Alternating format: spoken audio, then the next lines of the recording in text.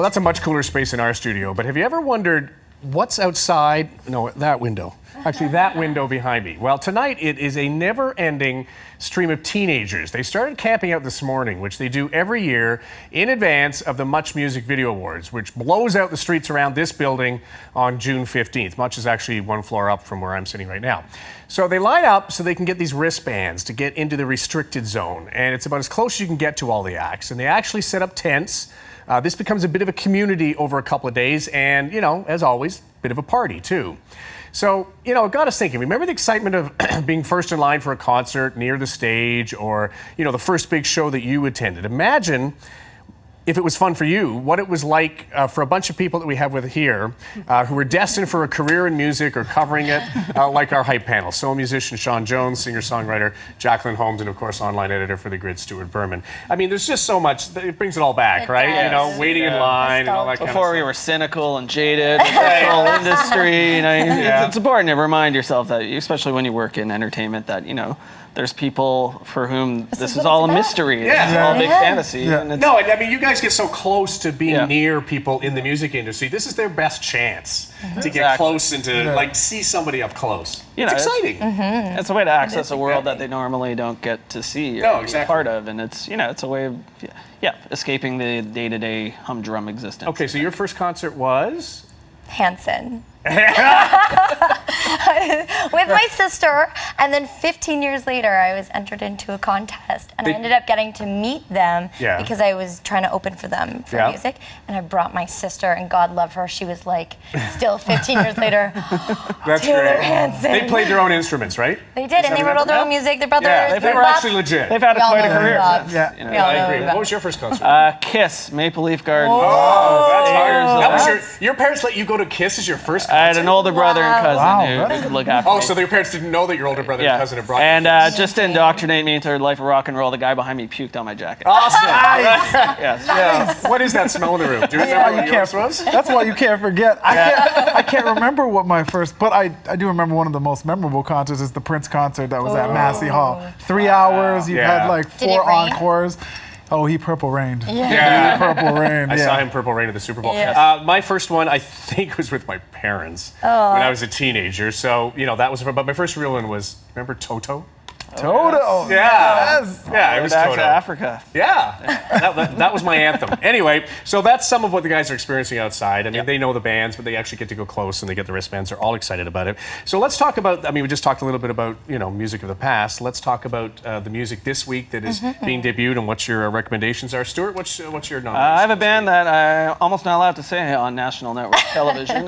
We're all just going like, only this. You'll call them effed up. Yes. Effed up. And who can't relate to that sentiment, really? Right. They're a band from Toronto. They started out in a kind of hardcore punk rock scene, but album by album, they've really evolved and moved beyond that. And they have a new record out tomorrow called Glass Boys, which, you know, sees their sound evolving even more and more, you know, real big wall of sound, densely textured guitars. But lead singer Damian Abraham likes to keep it real, and, you know, he's still screaming like he's fronting, you know, the world's loudest punk band.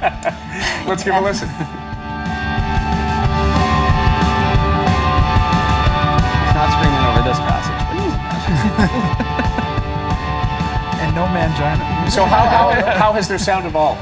Well, I mean, they were, you know, like a real hardcore, noisy, lo-fi punk rock band, but they kind of realized early on, you know what, we're done with that.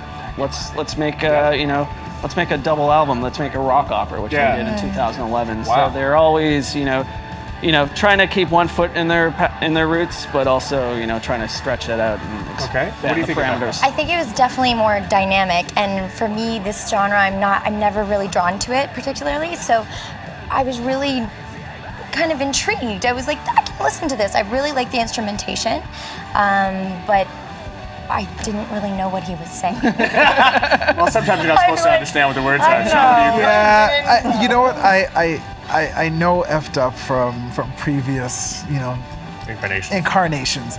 And I listened to this, and it started out as this, the music was unbelievable. I was like, holy smokes, and then he starts screaming. And I'm like, I don't know about this. But you know what? halfway through the song, Yeah. it all just comes together, Yeah. like perfectly. The rhythm and It's got a big, and this track has a everything. big It's- chorus. You Yeah. know, it's got a real It's just- anthemic it quality. works. to You it. start doing the move, right? It works. Oh, that's cool. You know, Yeah. and so I have, Okay, Jacqueline, what's your nomination this week? Okay, so I had to bring out one of my favorite country artists, Miranda Lambert. She drops her 5th studio album tomorrow, called Platinum. Did you just go raw about so she's really, this song is called Automatic. It's basically what happened to the days before everything was just so automatic with Facebook and Twitter. It's just the Well, the computer. unnetworked age. Let's Yeah. listen to this. Much as the time we put in, it all just seems so good the way we had it. Back before The phone book is a symbol of nostalgia. Yeah. Yeah, lots of nostalgia in this track. The phone booth. Remember the phone booth? What did you think of the music? You know what? I love the message. I really did like Yeah. the message. I thought the song was, it wasn't bad. It wasn't spectacular though. It didn't blow me away. I just thought it was a nice song. So I don't have anything bad to say about it at all. I think it's good, and she's got a beautiful voice. I think. 16 tracks, she pleases a lot of people. That's on a this. lot of- Yeah, it's a I big had to album. roll my eyes a bit at Big. the sentiment behind the song. I mean, she's all nostalgic for cassettes and Yeah. cassettes sucked. I hate cassettes. I don't like I think the cassettes back. nostalgia is for a time when we weren't all connected. True. Right? Right. But you Things know what? just didn't happen It's easy to look automatic. back with Yes. rose Oh, colored wow. glasses. There you go. Everything looks great in the rearview mirror, but Yeah, it I does. don't want to go back to the 1980s. Yeah. Well, I don't we were know. just being nostalgic with the whole waiting in line for concerts Oh, back in nostalgia our sells is day. what you're saying. Yeah. I'd rather just dial it up on Ticketmaster. You know what I'm up Print it out to. at home, all right? All right, Sean, what's your nomination this week? Hamilton Lighthouser, and I'm hoping that I'm pronouncing his name properly. He was the front man for a band called The Walkmen, and this is his, solo debut. I like the tune, but his voice is very distinct, and it's got a lot of emotion and passion in it. And I thought the tune it moves, man. So- All right, let's listen in.